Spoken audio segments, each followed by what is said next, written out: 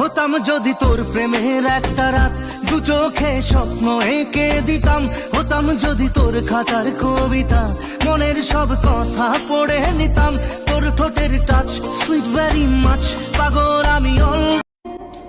এত কিছু জানি না, আমার তোমাকে লাগবে মানে তোমাকেই লাগবে, বুঝলা জান?